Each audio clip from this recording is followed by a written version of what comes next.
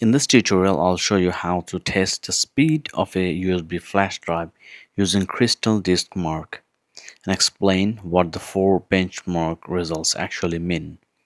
So first you have to download this. I'm going to leave it on the comment section below. You can just download the app and install it on your Windows laptop. After that, we have this. So select the drive from here. Once you select that, for our case it is E. So we've selected it.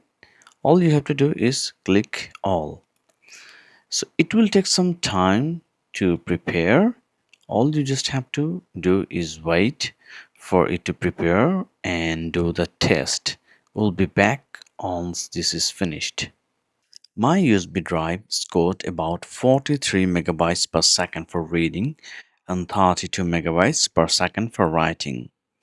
So this shows the drive's maximum speed when transferring large files such as 4K videos, movies, or backups. And this shows the speed when copying large files one at a time, which is closer to normal everyday use. The third option, it shows how fast the drive can find and open lots of small files at once, such as when launching programs or games. And the last one shows how fast the drive can access tiny files one by one, which is usually the slowest and most difficult test. So this is how you check the speed of your pen drive or storage using Crystal Disk Mark for free. If you like the video, please thumbs up and subscribe to the channel. Thanks a lot.